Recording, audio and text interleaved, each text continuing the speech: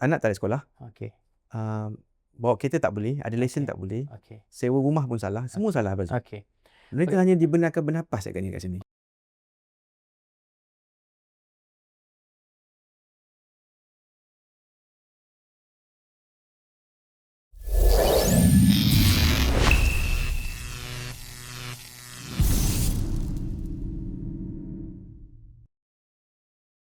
Bismillahirrahmanirrahim. Assalamualaikum warahmatullahi wabarakatuh.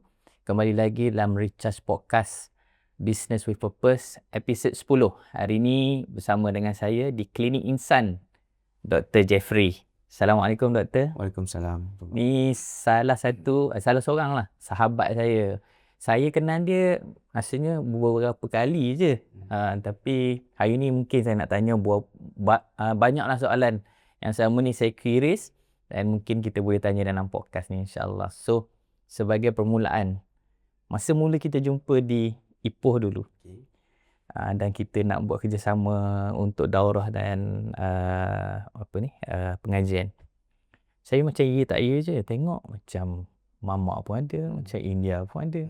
Sebenarnya saya curious. Saya nak tahu latar belakang doktor dulu. Seorang Dr. Jeffrey ni. Okay. Jadi saya kalau diikutkan 100% darah India lah. Tapi kat Malaysia orang panggil Mamak kan. Ayah saya dia masuk Islam. Nikah dengan mak saya. 50 tahun dulu. Itulah cerita dia. So mak saya memang Mamak lah. Memang born Muslim. Alright. So kami semua berasal dari Perak lah. Ipoh, Kuala Kangsar gitu. Memang membesar di sana dan sebagainya. Saya sekolah di asrama. Iaitu Ipoh juga. Waktu tu bapak saya kerja kat KL. Kerja kerajaan lah. So asramanya di Ipoh. Kemudian terus masuk UIA, buat medik dan sebagainya. Terus lah. Maknanya saya tak ada kampung lah. Tak banyak tempat yang merantau. Banyak merantau. Okey. Boleh cerita sikit latar belakang pendidikan tu. Macam mana dulu sekolah rendah, sekolah menengah, zaman universiti, dan bila sebenarnya decide nak jadi seorang doktor ni? Okey. Jadi sekolah rendahnya di Kepong Baru, KL. Kan time tu ayah saya kerja kat KL kan. Habis sekolah rendah, saya dapat tawaran ke Victoria Institution. Sekolah kawalan KL masa tu kan. Zaman tu dua lah sekolah yang famous, St. John. Best student jugalah ni. St. John dengan VI kan. Time tu UPSR lah. Saya dapat semua kan. Dapat lah duduk sekolah elok sikit. So masuklah VI. Selepas 3 bulan duduk VI tu, saya dapat tawaran ke sekolah Tuanku Abdul Rahman, iaitu di Ipoh. Itu best school juga. Betul, sekolah yang agak okey sebenarnya. Waktu tu dua sekolah yang famous di kalangan SBP, iaitu MCKK dan Star. Star. Dia dapat Star. Jadi happy lah family. Doktor alumni Star lah? Yes, Star Robah. All Board Association. So masa tu saya tak faham pun apa sekolah asrama penuh kan. Kenapa aku perlu keluar rumah? Rumah saya selesa je. Jadi datang pula sepupu-sepupu, makcik-makcik semua berasal daripada Kuala Kangsar. Ni tahun bila ni? Interesting ni tu, kalau makcik-makcik nak suruh masuk asrama. 91 lah. 91. Tahun 91. Umur saya 48 sekarang. Jadi saya dah jalan. Diorang serbu-serbu saya macam, kau kena pergi. Kenapa kan? Pergi, bagus yang sekolah tu. Yelah. Lepas tu, time tu tak nak lagi. Then my father datang ke sekolah BI dan bincang dengan cikgu-cikgu. Cikgu-cikgu pun cakap better go lah. Satu perubahan yang drastik dalam hidup lah. Sebab apa tau? KL ke Ipoh macam mana tu? KL ke Ipoh. Transition lagi apa tau? Saya ni memang homeboy tau. Alamak. Saya orang yang happy duduk rumah. How many siblings do you have? I got 4. Yang number? Saya ada kakak seorang. Kemudian dua lagi adik lelaki. So saya ada lelaki sulung lah. Sulung. Dan saya sangat rapat dengan mak saya. Kenapa aku kena keluar rumah kan? Nak keluar rumah. Masa tu baru umur 13. Tapi semua orang macam maksa tau. This is your chance. Alamak, pergi lah. Dan memang pun. Perasaan masa tu kan? Menangis. 2 tahun menangis. 12-13 tahun masa tu kan? Menangis? 2 tahun ni lah. Form 1, setiap kali balik kampung, balik. Sedih. Kau pakai public phone lah? Public phone. Yang 5 kupang tu. 20 sen tu. So itulah. Sedih 2 tahun. Nak dekat 3 tahun tu elok sikit. Masuk form 4 baru macam kuat. Saya rasa saya ni macam orang yang lambat dewasa kot. Tapi saya pun rendah je. mungkin mak pun dia pun cik, kau orang perempuan. Tapi mak tak menangis sangat. Oh, okey. Dia act strong. Okey. Kenapa aku duduk asrama ni? Tak best, dah lah kena ragging. Senior pula masa tu. Zaman tu zaman bukan social media. So kena ragging, kena lempang, tendang semua kena. Tanpa sebab pun Syah. Okey. Tak payah sebab. Mana dah wujud daripada dulu lagi. Ni mangsa yang survive betul. Tu cerita kudrat tu kan. Real? Real lah. Adalah konsul apa ada semua high tu. council semua. Real. Something like that lah. Okay. Alright. So zaman tu pula tak ada phone, tak ada apa. Jadi tak ada record lah. Memang suka hati lah. Buat je lah. Kalau form 5 tu dia fail exam, kita orang yang kena jadi bangsa. Padahal dia yang fail kan. Dia lupa. Macam tu lah ceritanya. So habis. Survive lah. Survive sampai tahun 5. Survive. Dahsyat. Kuat. Memang selalu sangat jom nak balik, tak suka. Tapi layan lah. Zikir nak balik ni hari-hari. Betul. Tak best. Akhirnya habiskan lah sebab banyak benda yang berlaku kat sekolah saya tak cerita kat mak bapak. So ada juga resilient tu. Tapi saya rasa zaman dulu memang macam gitulah dia punya type dia kan. Yes. Nak cerita walaupun tu, parents saya jenis yang open. You can tell me anything. Diorang bukan jenis tapi macam, tak rasa nak bagi tahu pun. Sebab apa tahu Syah? I know the school is prestigious. Saya tak boleh rosakkan harapan mak ayah saya. Diorang suka kalau saya boleh habiskan from start. Tahulah begitulah pemikiran zaman-zaman dulu. Sabar je lah. Sabar. Akhirnya habis. So habis start, saya dapat masa isi borang tu. Zaman tu Syah janji masuk universiti. Dia bukan nak aku kena jadi doktor, kena jadi lawyer tau. Cerita ni sama dengan siapa tahu? Dengan Kak Irah minggu lepas. Sama kan? Sama. Dia janji overseas. Tak kira kau siapa. Tak kira kau siapa. Jadi betul zaman tu. Sebab bangga sangat lah. Anak masuk EU tu dah okey sangat. Tu kira. Jadi I didn't really care much tau. Walaupun cita-cita masa kecil nak jadi lawyer. Sesuai tu. Boleh kan? Boleh. Saya rasa lebih sesuai lawyer. Nanti saya beritahu kenapa. So lawyer, lepas tu bila dapat borang semua kan, UPU masa tu manual. Then I was talking to my father lah. Macam mana? Dia kata, sebab saya kan Indian Muslim kan. Alright, so takut tak ada kota dekat matrikulasi. Ada isu kalau masa betul. Kota Melayu apa semua kan. So bapak saya cakap, it's safer kalau kita minta UIA je lah. Universiti Islam kan open sikit. Alright. So open. So semuanya UIA. Choice 1, choice 2, choice 3, choice 4. Macam lah UIA. Yang bawah-bawah tu baru cuba-cuba yang lain lah. Tapi kalau zaman dulu mindset untuk masuk universiti ni sebenarnya memang nak banggakan mak ayah je. Sebenarnya pilihan tu kita pun tak jelas lah sebenarnya. Yes. Kan? Tu jadi saya cakap lah, lawyer okey tak ayah? Yang cakap apa-apa kan? Dia kata, no lah, you put medic lah. Macam biasalah, geng-geng orang Indian origin ni, dia doktor, engineer, lawyer gitu je lah. Macam-macam gitu je lah. India. MBBS. Yang tu.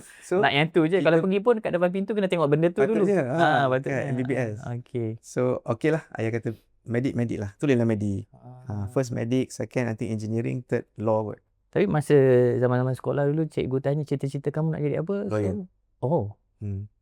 Agaknya selalu tengok cerita lawyer. Alright. So, UIA lah. UIA akhirnya dapat Maxray. Tapi kan Bro Syah, sebenarnya tak dapat pun. Dah interview dah. Tapi tak dapat. Mula macam, alamak habis aku nak buat apa ni kan. So selang lepas beberapa minggu interview, dapat jawapan tak berjaya.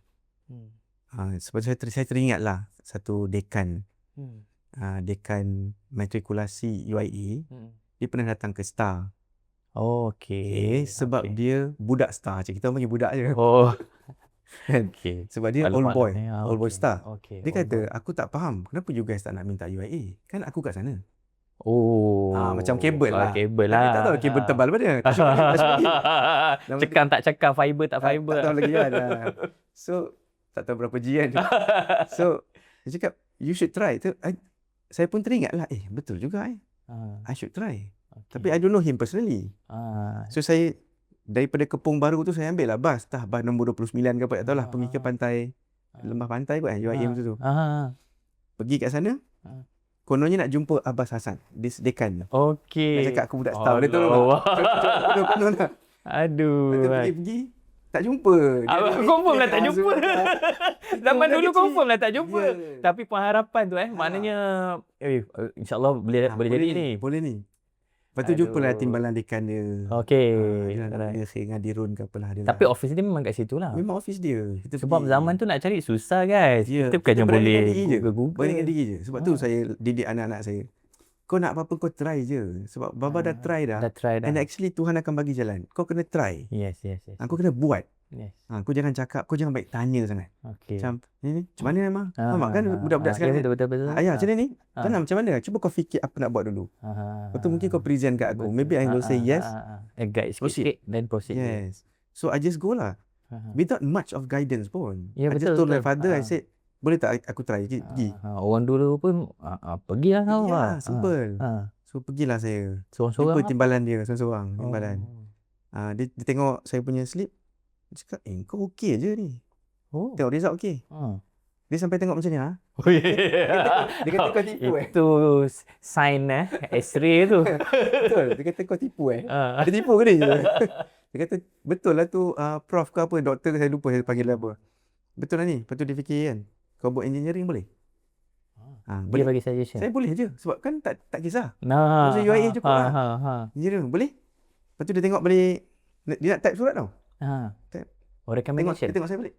Kau buat medik lah. Okey. Macam tu je tak? Macam tu je menentukan kehidupan. Menentukan masa depan. Sangkut aku jadi doktor sampai hari ni. Itulah cerita dia. Tapi recommendation letter tu dapat? Keluar terus. Maknanya kabel tu wujud dah. Tak ada kabel pun. Kan saya tak jumpa Abbas Hassan. Dia tak tahu pun cakap saya. Saya tak jumpa pun. Maknanya dia tu just macam random lah. Random budak ni cuba nak merayu.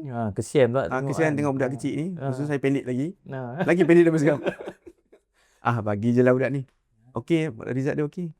Macam tu lah Syah. Ada any beasiswa ke apa ke? Masa tu semua budak medik dia dapat beasiswa persekutuan.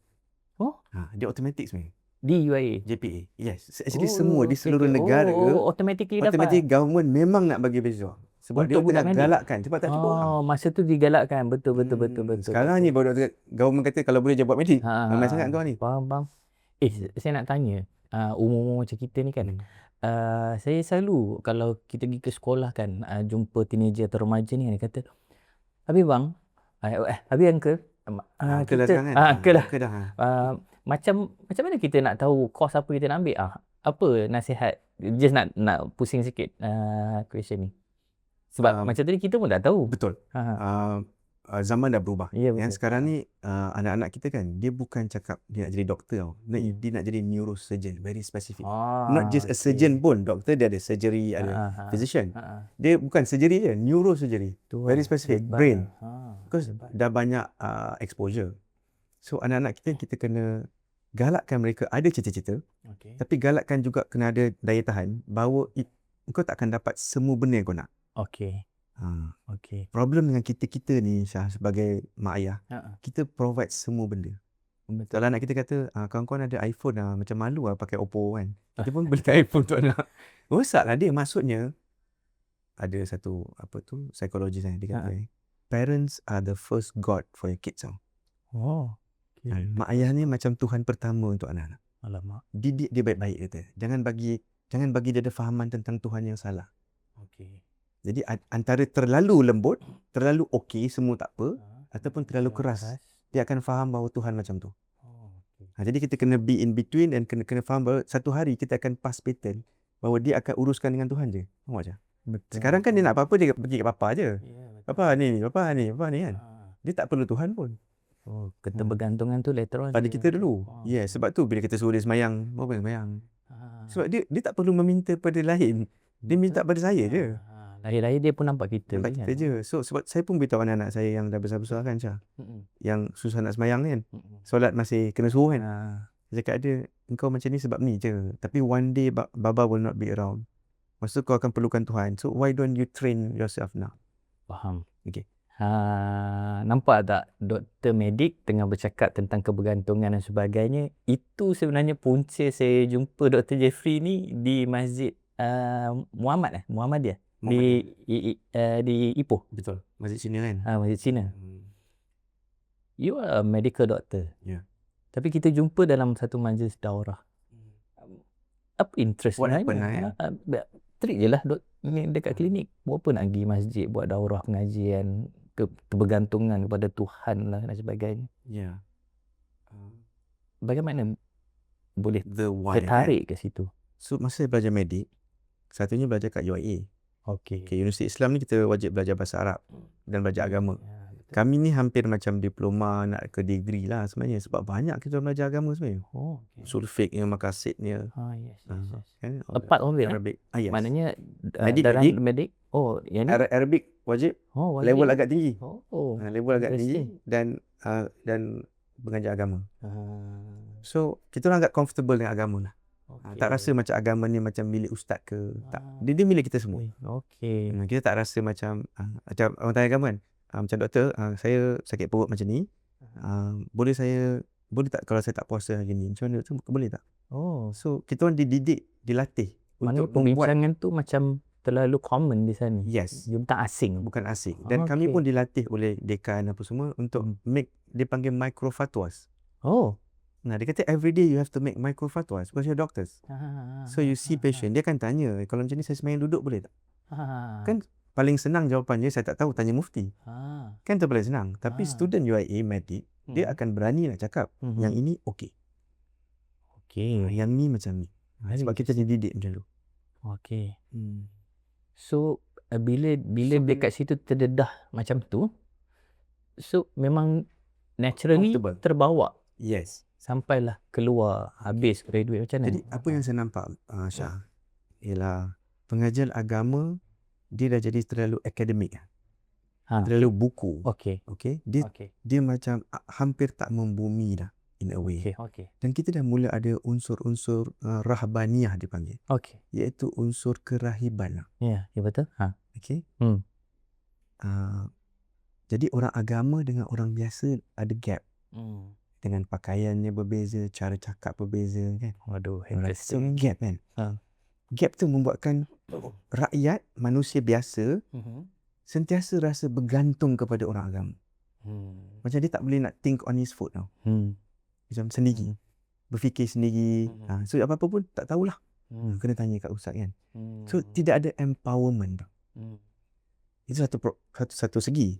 Satu lagi segi ialah kekurangan unsur psikologi di dalam pengajar agama.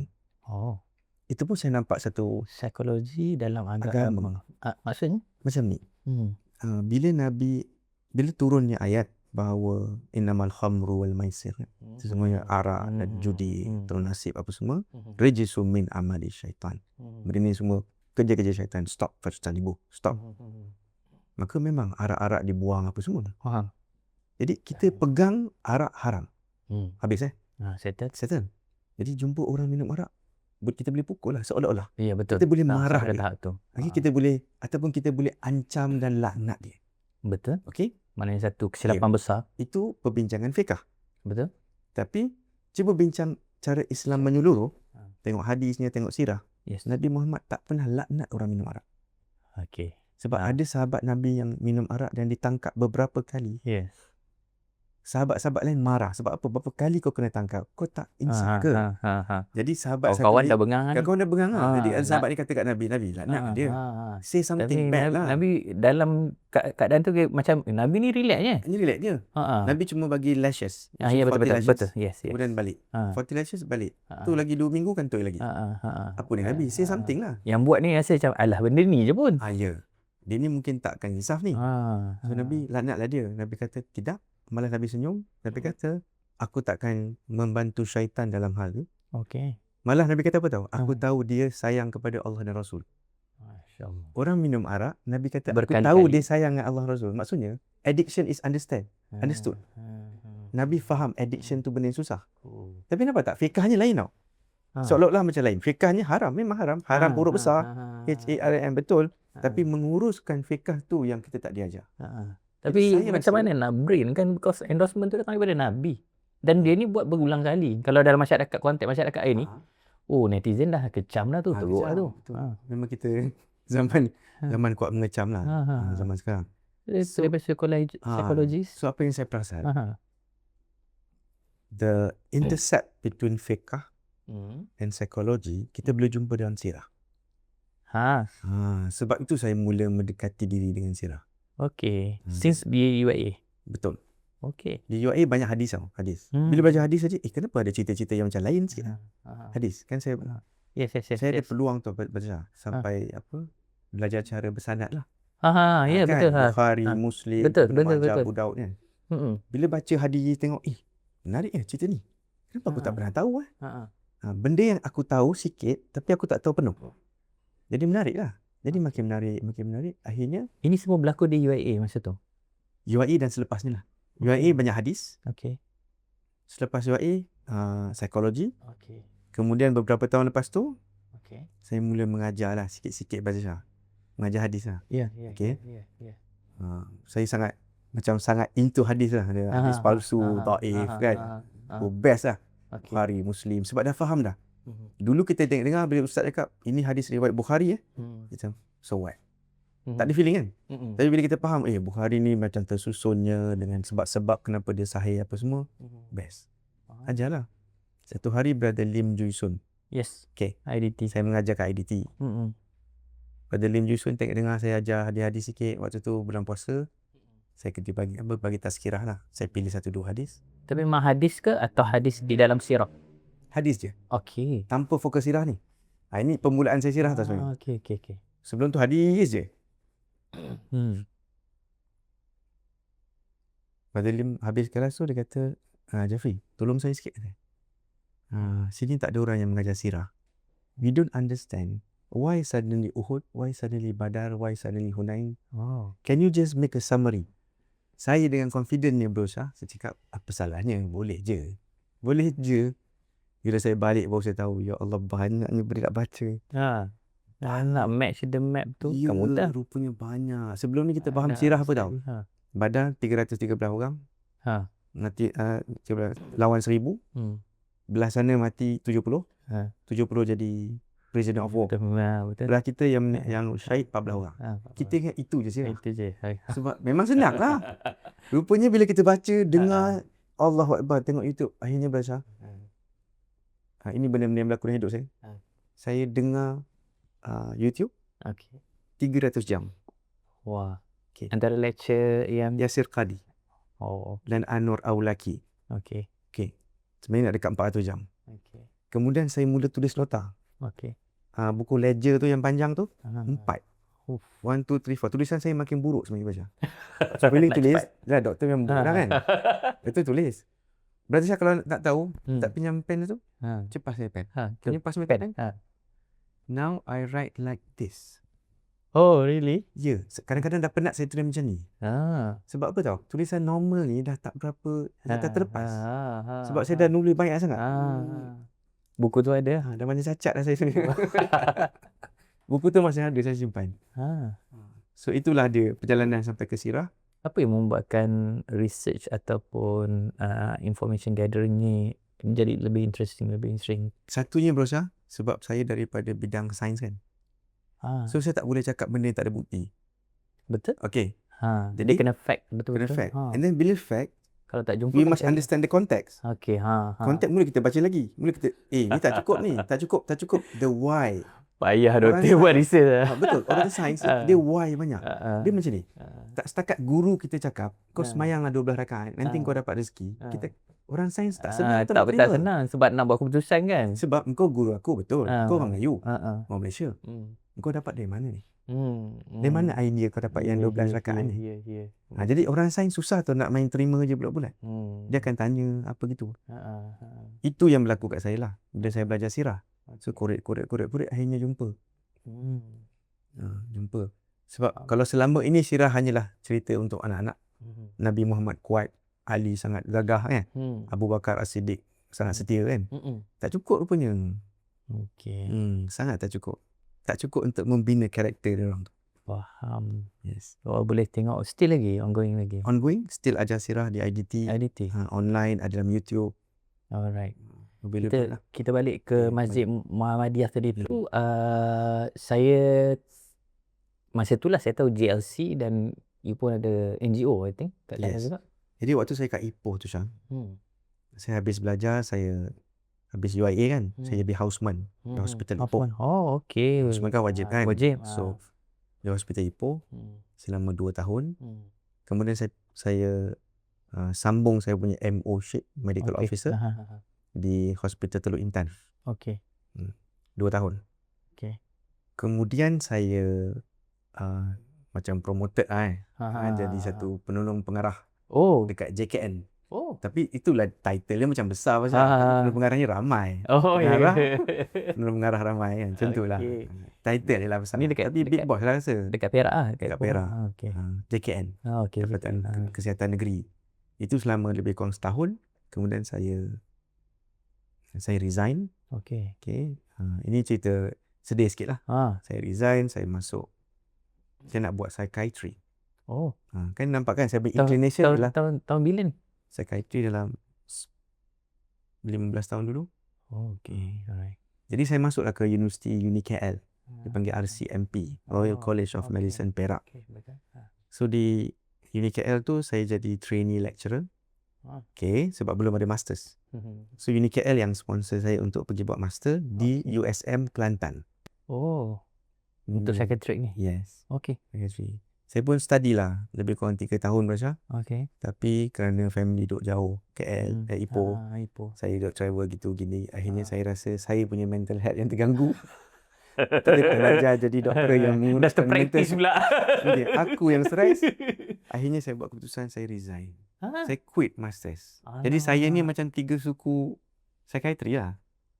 Bukan 3 suku tak betul tu. Betul. Jadi hampir psychiatrist. Jadi itu yang saya buat Rosha kat sini. No wonder your interest dalam psikologi tu. Saya sangat comfortable. Saya sangat comfortable dengan psychiatry patients. So I see psychiatry patients dekat klinik juga. Sebab psychiatry ni dia bukan operation kan. Dia tak ada surgery. Jadi doktor-doktor umum yang comfortable dengan ubat-ubat psychiatry boleh mengamalkan psychiatry di klinik dia. Cuma saya tak boleh lah chop sebagai pakar kan. Tapi saya sangat tapi boleh praktis lah. Boleh praktis dengan ubat-ubat psychiatry. Baru saya tahu depression, anxiety. Boleh treat juga. Boleh treat di sini. Boleh consult lah. Yes, hallucination, delusions, schizophrenia. Kat klinik Insan ada? Di sini. Di klinik Insan. Okey. Tu nanti kejap lagi kita tanya tu. Begitulah yang berlaku kepada klinik-klinik lain tu Abdul Syah. Ada je doktor yang inclination dia towards ENT. Sebab dia duduk kat jabatan ENT lama, dia comfortable. Dia urus antok kan. So ada doktor yang mata. So dia comfortable lah urusan mata kat sini. Dia operation kecil dia buat lah. Macam tu. Depends on doktor tu punya kepakar belajarnya lebih sikit lah. Faham. Tapi masa tu fokus GLC pada apa sebenarnya? Pada pengajian. Jadi bila saya balik tu kita tak jadi semua tu. Balik GLC saya buat locum lah. Saya jadi doktor locum. Buat beberapa klinik sana sini. Okey. Masa tu hopping lah. Hopping lah. Saya belum jumpa. Tak ada klinik lagi? Tak ada klinik sendiri lagi. Saya belum jumpa saya punya apa saya nak buat ni. Tentu saya agak lost. Saya berhenti master tu. Sebab planningnya dari psychiatrist lah. Psychiatry dia lecturer. Saya memang macam minat sangat dia lecturer. Macam cita-cita nak jadi profesor. Jadi profesor, sukalah. Saya memang suka mengajar Syah. Jadi Berusaha dengar ni pun saya tahu kan. Sharing Faham. Sejam. Dan saya agak pandai mengajar. Saya saya faham. Sangat pandai. Sebab sirah dekat IDT tu senang nak faham. Ya. Benda ni bukan pasal belagak ke bangga tak. Benda ni memang ada benda yang Allah bagi pada orang dia tahu mengajar betul. Ya betul. Bukan nak mengajar. Saya perasan ada guru-guru saya dia mengajar tapi orang tak faham. Betul. Tapi kalau subjek yang sama saya mengajar, dia orang faham. Nampak. Sebab guru bukan semua orang pandai mengajar lah. Betul. Ada orang dia pandai je. Ya betul. Dia memang terror semacam. Tapi untuk mengajar bukan dia. Dia tak ada skill tu. Dia kena mengajar guru. Dia TOT. Betul. Dia kena buat TOT lah. Training of the trainer. The trainer will train the people. Yes. So saya dekat tengah-tengah tu lah. So buat locum. Lepas tu? Buat locum. Kemudian saya join. Saya start satu NGO. Untuk mengajar main sirah. NGO tu lah GLC. Global Life Center. So purposely sebenarnya you memang buat benda tu untuk mengajar sirah. Betul. Bukan dia. Kira macam sepatutnya dia ialah satu apa dipanggil tempat safe untuk mualaf. Betul. Untuk pengurusan mualaf. Sebab di Ipoh tu memang semua pun mualaf yang ramai. Yes, betul. So mualaf, lepas tu saya ambil kepakaran, saya rasalah kan ialah hadis dan sirah. So saya pun gunalah keperkara saya kat situ. Akhirnya bukan maklum je lah, 80% orang yang born Muslim yang datang kelas. Jadi akhirnya macam flourish lah juga. Tapi masa tu saya tengok bila kita buat program tu kan, pertama mualaf datang. So nak attract orang untuk datang dekat kepada agama tu satulah persoalan dia. Kedua, walaupun born Muslim, dia bukannya yang berkemampuan born Muslim ni. Saya tengok dalam circle you ni. Because you all ni macam sangatlah prihatin. Kalau tak mampu nak bayar iuran pengajian, tak apa. Kita akan usahakan. Kita akan ada kawan-kawan boleh datang. Bagaimana membentuk benda tu dan membentuk circle tu? Macam mana boleh terjadi tu? Ataupun naturally terjadi benda tu? Agaknya orang-orang yang kita jumpa kan, pengajian UIA-nya dengan guru-guru kita, antaranya Ustaz Umar Muhammad Noor kan, guru kita kan. Pendidikannya ialah kita kena bersifat rahman. Bukan semua orang ada peluang yang sama macam kita. Jadi tak boleh kata macam too bad lah kau tak ada duit. Tak ada duit tak payah belajar. Tak ada duit kau tak dapat ni kan. Selagi boleh kita tolong dia dengan benda-benda yang asas. So itu yang kami buat di klinik ni juga. Faham. So kalau boleh orang dah sampai kan, dia ambil, kadang-kadang dia ambil, yelah ada refugee yang datang. So kita try untuk accommodate as much as possible, especially the basic ones. So very interesting. So kita masuk terus kepada Klinik Insan ni, yang kita tahu bahawa Klinik Insan is a clinic, and then you also serve. Saya rasa siapa yang tak berkemampuan, adalah klinik ni nanti doktor boleh explain. Tapi saya dapat tahu bahawa refugee pun boleh datang ke klinik ni dan kita treat. Sebab refugee ni, sepaham saya, diorang ada saluran diorang yang tertentu sebenarnya kalau diorang nak dapat apa-apa bantuan dan sebagainya. Tapi klinik ni you are very open untuk datang. Kalau saya sebut specifically refugee mana nanti ni, tapi saya just nak secara umum dulu refugee. Kenapa nak kena tolong? Orang Malaysia pun nak banyak tolong juga kan. But kita nak tahu dulu klinik Insan ni, apa yang klinik Insan buat. Sambungan cerita tadi akan menjawab ni, iaitu kat Ipoh kan. Tiba-tiba saya dapat offer Mercy Malaysia perlukan seorang doktor di klinik sini. Bukan ni lah. Dia panggil QFFD klinik. Klinik ni, klinik QFFD, Q tu ialah Qatar. Qatar Foundation memberi duit kepada Malaysia melalui timbalan Perdana Menteri waktu tu, iaitu Datuk Aziza, untuk set up lebih kurang 6 klinik untuk refugees. Sebab dia dapat tahu yang refugees susah nak dapat medical treatment. Antara refugee yang because they are mentioning Qatar. Qatar ya. So semua refugee. Antara refugee yang dekat Malaysia, majority Rohingya. Kemudian kita ada Myanmar. Kemudian dari Myanmar tu ada pecahan-pecahan dia lah. Ada orang Chin, ada orang Myanmar Muslim. Kemudian kita ada Afghanistan dan orang-orang Afrika. A few countries, African countries. Ini semua di Malaysia kan? Semua kat Malaysia ni. Majority kita nampak ialah Rohingya lah. Majority. So bila saya kerja dengan klinik QFFD, baru saya ada first time experience dengan mereka. Sebenarnya majority orang Malaysia yang banyak sangat kecoh sekarang ni kan Syah. Dia kenal seorang pun tak pun.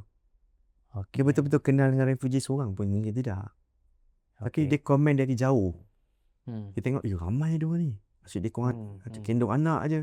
Asyik tu je, asyik yang pakai niqab, nakutkan. Baru jumpa satu tempat ada diorang punya macam ghetto. Perkampungan mereka gitu Kebanyakan orang dia macam third person tau. Dari jauh je dia memandang, dia kata kotor lah tempat ni, tak bagus lah gitu. Ataupun diorang tak nampak Malaysian. Right? Majority sebenarnya. Bila saya interview orang yang tak puas hati kan, interview betul-betul. Sembang-sembang. Dia tak ada kawan pun. Dia tak pernah berkawan pun orang refugee. So dia tak tahu tau. Dia tak tahu apa sebenarnya yang berlaku sebenarnya. Salah fahamnya apa tau? Iaitu mereka mendapat duit dari UN.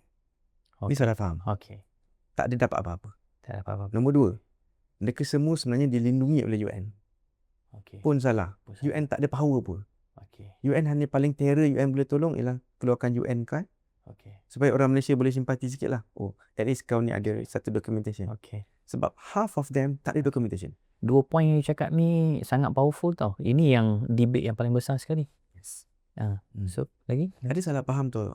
Salah faham. UN bagi setiap bulan bagi kat refugee duit. Macam 500 lah. Ini debate yang orang kata korang dah tak payah dah. Korang dah tak perlu apa because kau kan pergi kerja kan? Ya. Kau tak pergi kerja because ada allowance tu. Subhanallah. Kan? So this is a salah faham lah. Sangat salah faham.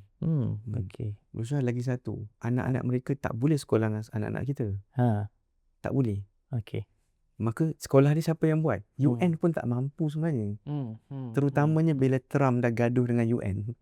Trump dia tarik tau dia punya bantuan. Sebenarnya Amerika ialah penyumbang paling besar untuk UN. Duit, dana. Bila dia tarik, lagi UN miskin. Makin miskin lagi susah lah. So, anak tak ada sekolah. Bawa kereta tak boleh, ada lesen tak boleh. Sewa rumah pun salah, semua salah. Mereka hanya dibenarkan bernapas kat sini. Okey. Saya nak tanya daripada sudut kemanusiaan tu, ni nak tanya ni.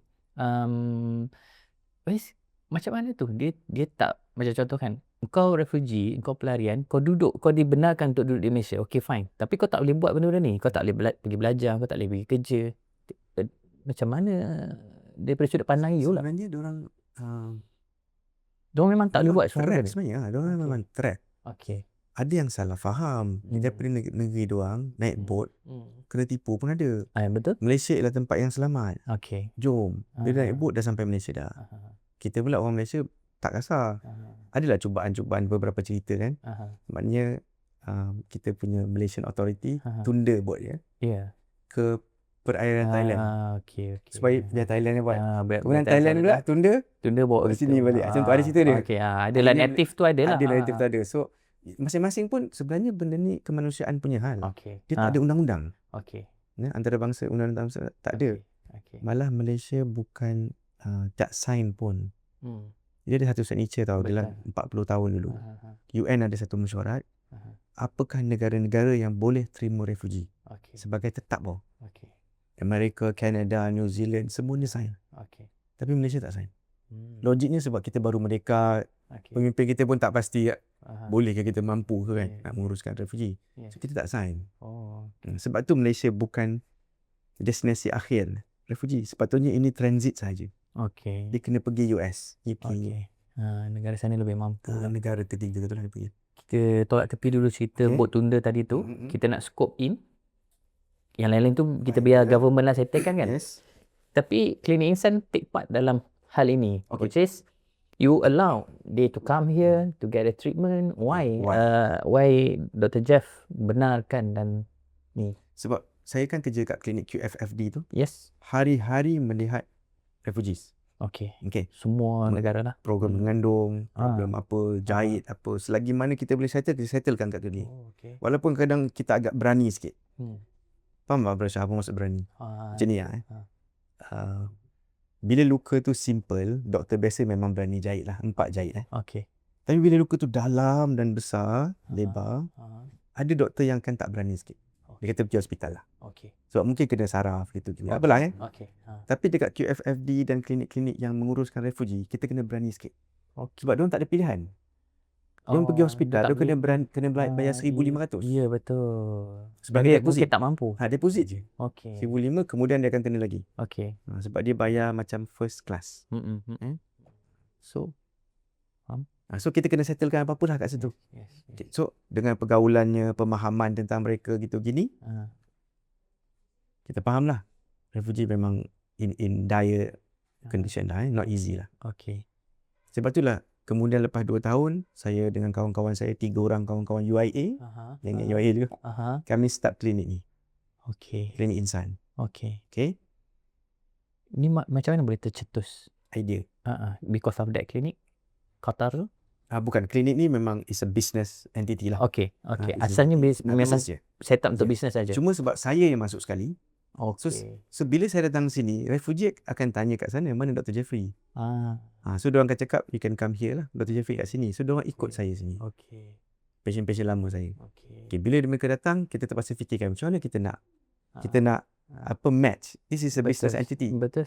Dan how do you convince that partner lagi 2 orang tu? Yes, betul. Nasib baik diorang semua student UIA kan.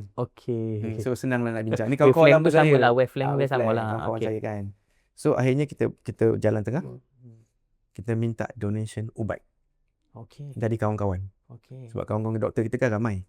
Dan ada kadang ada kalanya kita beli stok terlebih tau Syah. So Panadol ni lagi 3 bulan akan expired ni. Okay. Dan dia tahu ikut rate dia, dia tak boleh habiskan. Okay. So dia call, Jeff, ni Panadol ada 1000 biji.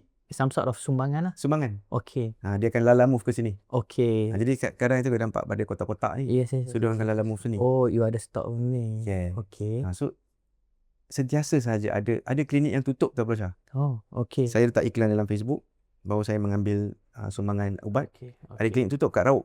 Okay. Dia contact saya, boleh tak kau hantar lori ataupun van, kau ambil semua ubat free. Jalan je. Okay. Transport je kau uruskan. Memang penuh lah. Kat sini kejap stop. Okay. So dengan cara tu Bro Syah, dalam sistem kami ni, Panadol, contohnya Panadol, ada harga kan. Katakan Panadol sebiji RM1 lah. Tapi kita ada Panadol Asnaf dalam kurungan. Oh, dalam Panadol biasa. Ni Panadol Asnaf. Dalam inventory lah. Inventory, yes. Ni Panadol Asnaf. Harga kosong. Aduh. Tapi klinik, you set up klinik asalnya untuk business purpose. Yes. Macam mana nak untung? Ada apa dia panggil? Consultation fee sikit. Okay. Macam tu lah. Okay. Sebab, yelah, maknanya kita tak dapat untung melalui ubat lah. Okay. Dengan orang refugee ni. Tapi, survive. Tapi, Alhamdulillah. Betul Syah. Alhamdulillah. Awalnya mereka lah macam tulang belakang klinik ni lah. Sebab kita kan nak start klinik bukan senang kan. Orang tak kenal kita. Betul. Jadi mereka yang ramai datang. Okay, so surviving dapat bayar gaji kita gini kan, cukup-cukup makan. Dan akhirnya kami jumpa satu branch yang besar. Branch besarnya apa? Ubat kuruskan badan. Oh, okay. Betul. Maknanya surviving on them. And suddenly we get a branch. Kan kita dulu kan masa dalam business. Yang inject tu kan? Yes. Apa dia panggil? Munjaro. My friend pun baru promo juga. Oh, sini pun ada Munjaro juga. Ada. Dan kami antara klinik viral pasal Munjaro sebab sebab harganya sangat bagus lah. Okay. Malah kami partner dengan pharmacy company. Okay. Dia ada beli share kami supaya kami dapat lagi murah. Okay. So nak katakan kiranya tapaknya kita belajar, kita dapat dari mereka lah. And sekarang kita continue lah. But you are not focusing pada refugee saja yang tak mampu. Semua datang. Okay. How do you filter? Sebenarnya tak filter sangat. Kalau diorang tahu, diorang akan cakap, sini mahal tak? Antara soalan ni kan. Okay. Yang walk in? Yang walk in. Okay. Mereka akan tahu bahawa kita ni klinik yang bagi murah lah. Let's say, just nak tanya lah. Let's say kalau saya walk in, so saya pun tak tahu apa-apa. Adakah saya berkemungkinan akan dapat ubat-ubat asnaf tu ke? Tahu macam mana? How do you do that? Generally kalau you look Malaysian, then you look okay. And you don't ask questions. Kita charge biasa. Tapi bila dia kata, boleh tak minta doktor kurangkan sikit, macam saya bawa ni je. Biasanya orang yang tak berkemampuan dia akan cakap, concern lah. Concern. Dia akan tunjuk concern dia kan. Yes. Sebab Rosha akhirnya rezeki ni bukan dalam bentuk kiraan. Dia bukan kira 1+1 You tak ada lah. Dok tak rasa refugee ni memang sebenarnya mengganggu, Dok? Mengganggu I don't know. I just you tolong. So mesti ada reason, Dok. Kenapa you tolong? Ada orang kata kalau kau sayang sangat bawa balik rumah. Betul. Letak dalam rumah kau lah. Betul. Saya baca no komen tu. Kalau Bro Syah nak tahu, memang kat rumah saya ada je refugee kadang-kadang. Kita pun berkawan dengan dia bang. Berkawan, family. And they also learn from us. Why? Satu family ni dah pergi ke New Zealand dah pergi ke third country dah. Masa dia berkawan kami, dia kata, saya belajar banyak benda lah dari family you. Antara yang cara cakap, sopan, apa tu sopan. Sebab dia orang tak pergi sekolah. Tak ada peluang kan. So banyaklah benda kita. So you just do your part saja ke atau macam mana? What is the mindset sebenarnya? Mindset kita macam ni. Hidup hanya sekali. Okay. It can happen to you. Kalau kerajaan kita jatuh, Malaysia, kita akan jadi pelarian di Thailand. Apa harapan kita? Dapat tolong aku kejap. Bukanlah free, tapi tolong aku kejap boleh tak? Boleh. Nanti kalau kerajaan aku okey, aku balik lah. Aku nak hidup je. Ni ada anak isteri aku pun sayang dia orang. Kau pun ada anak kan. I mean, bertimbang rasa je. So, bukan nak keluarkan duit poket kau pun. Timbang rasa je. Bagilah kami peluang untuk hidup.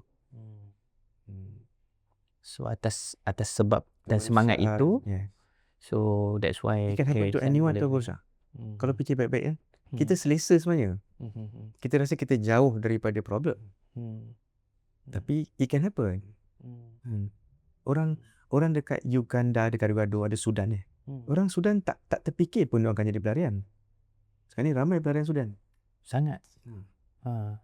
Orang kat Syria tak terfikir Tapi pun. bila kita tengok macam contoh Sudan, Afrika ni kan, diorang pelarian kan. Bila diorang ada dekat sini begitu ramai, kita rasa macam ni sebenarnya sedikit-sedikit ni gang ni. Saya sendiri kan kadang ada that kind of mindset persepsi. Persepsi. Saya tak tahu mana datang benda tu. Tak dapat dinafikan. Kita mesti akan rasa tak selesa. Yeah, because this is Dengan our country. Betul. Plus some more, we are saying this is tanah Melayu. Tanah Melayu, betul. Mesti akan rasa tak selesa. Saya faham. Then you easily can be charged you are not patriotic lah. Betul. Tak patriotic. Pada saya, inilah masalah polisi je. Okay. Kalau polisi kerajaan jelas, kita boleh uruskan benda ni. Kita boleh uruskan benda ni.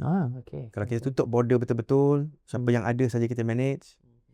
Ini tidak berusaha. Border kita masih orang masuk pergi. Betul. Jadi siapa yang masukkan mereka? Itu kan soalan juga. Yeah. Bukan kerajaan kata kat border bagi diorang masuk bukan macam tu. Okay. Diorang masih jalan daripada Thailand tau. Banyak Myanmar. perkara lagi. Myanmar dia cross border. Yes. Daripada Thailand turun bawah. Yes. So since kalau nak uruskan border ni semua lagilah topiknya besar kan. So since they are here, let's do something lah for that. put hands, betul kan, bantu sedikit sebanyak. Sebab hanya menghalau mereka dari Pandan Indah, ini kan area Pandan Mewah Pandan. Mereka akan pergi mana? Pergi Kajang lah. Mereka Kajang. USG. Nanti Dr. Jeff call. Syah, diorang sampai sana. Kau jaga pula. Kau jaga pula. Letak dalam rumah kau pula. Tengok apa jadi. Kan? Kau sayang sangat. Dia tak jadi, dia tidak menyelesaikan masalah. Hanya menghalau mereka. Sebab mereka kan dalam Malaysia je. Mana nak pergi? Diorang tak ada pergi mana pun. Diorang tak ada pergi airport nak ambil kapal terbang. Yes. Tak ada visa, tak ada pasport. Pergi pelabuhan. Yes. They are here. So let's manage lah. Jangan tambahkan buruk lagi. But kita tengok apa yang kita boleh buat. Apa yang saya perasan, Bosha. Yes. Kita ada kerajaan tak kuat cuy. Okay. Dia tak sama macam zaman saya kecil. Zaman saya kecil, Barisan Nasional lah. Dia ada 2/3 majority. Yes. Dia plan, dia decide, dia execute. Okay. Sekarang tak. Cakap apa-apa dia kena tarik balik. Betul. Sebab nanti kena tembak dari kiri dan kanan. So, dan kerajaan apa pun naik, dia tak cukup kuat tau Bosha. Tak stabil. Sebab ini fact lah. Kita kena terima lah. Ya, kita kena faham bahawa dia 51%, 50%. Saya boleh terima. Yes. Okay. So, itu sebab tu problem-problem besar macam ini susah nak selesai. Sebab senang je Bosha. Sekarang ni kita ni, you pembangkang, saya kerajaan. Saya cakap kita kena buat sesuatu untuk Rohingya dan kita akan buat harta pendapatan. Contohnya. Jaga elok-elok. Dekat Subang, kita akan buka harta pendapatan untuk mereka. Spesifik kat Subang. Berusaha pembangkang tau. Apa aku nak buat sekarang? Dia cakap apa? Ni macam babi hari tu je. Saya bantah. Kerana nak buat kat tempat aku. Tanah kita. Orang Subang tak puas hati. Orang Subang tak puas hati kan. Tapi nanti Berusaha. Bila you jadi kerajaan. Saya pula nak buat kan. Orang tanya, kau nak buat apa kat pesawat ni? Saya fikir kita hantar ke Ampang lah. Betul lagi. Nampak? Hantar area-area klinik insan sana tu. Saya pembangkang. Dia kata, kenapa di sini?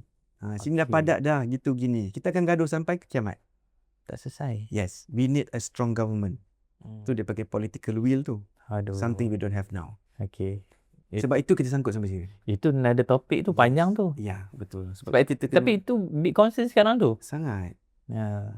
Hopefully kita boleh resolve dan buat something on that. Yes. Mesti ada cara boleh. Mesti ada cara yang kita boleh buat yang at least 80% orang boleh cakap okay lah, make sense. Dan you rasa dia possible? Possible. Dan yang tengah menumpang ni pun boleh diuruskan juga? Mesti boleh diuruskan. Mesti boleh. Kalau kita ada kerajaan yang kuat.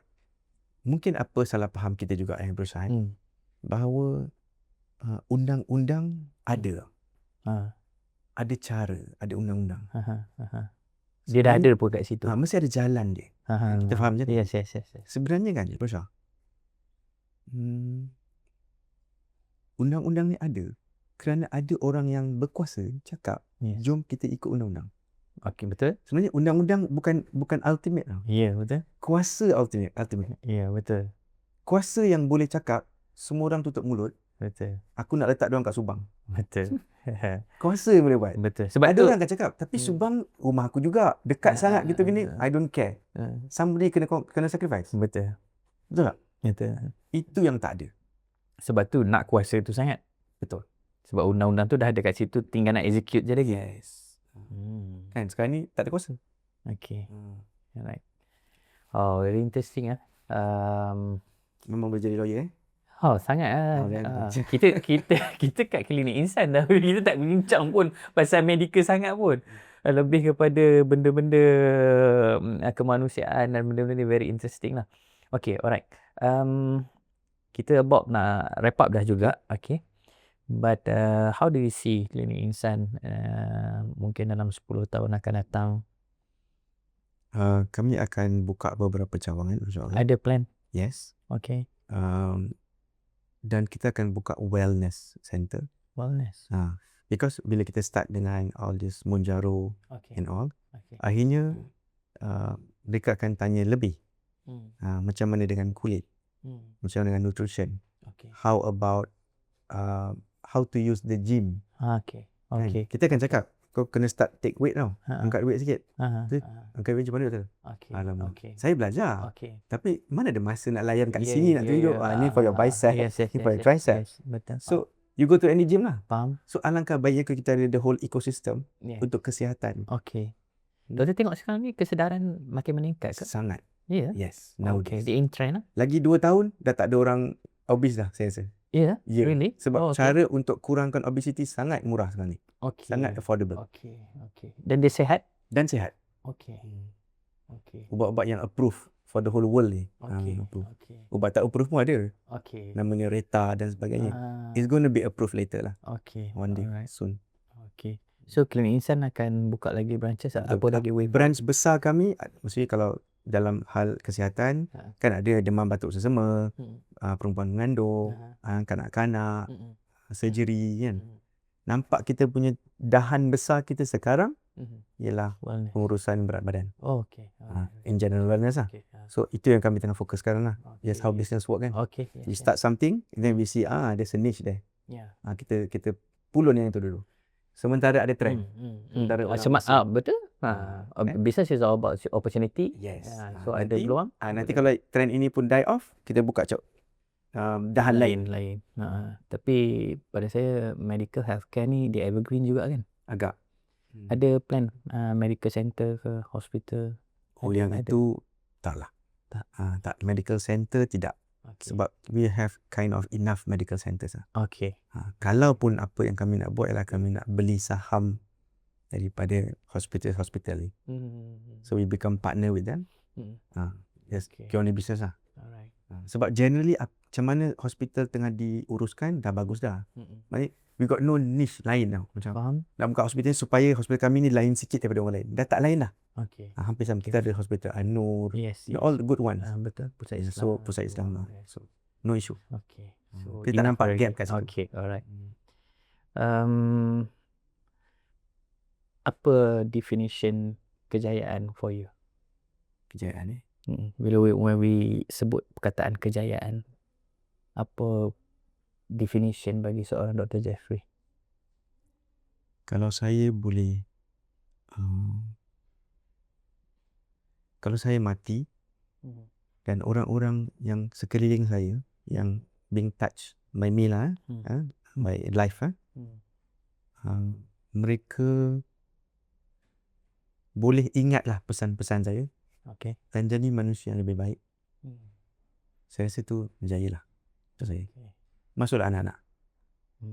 When I die, if you cry for 6 months, that means I have not taught you enough lah.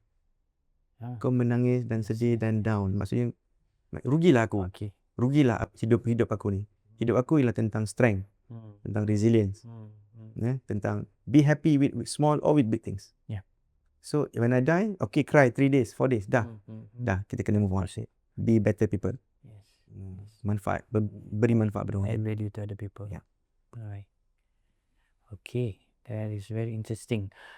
Last, mungkin you can share to all the entrepreneur yang buat business, at the same time bagaimana diorang boleh ada semangat selain daripada buat bisnes yang profitable, tapi kita nak bagi social impact kepada community, kepada masyarakat juga. Apa-apa yang you boleh sharekan?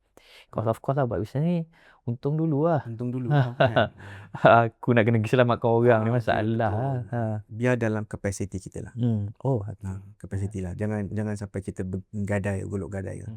Sebab tak ramai orang macam Abu Bakar As-Siddiq kan. Kan Abu Bakar memang gadai semua. Dan Nabi terima. Tapi did you know that ada sahabat lain yang juga nak gadaikan semua benda. Tapi Nabi tak bagi. Kenapa? Sebab Nabi faham psikologi orang kan. Maknanya engkau gadai semua, betul kau susah. Kau takkan cakap Nabi silap aku bagi semua. Syah takkan buat macam tu. Nabi terima, Syah you can do this.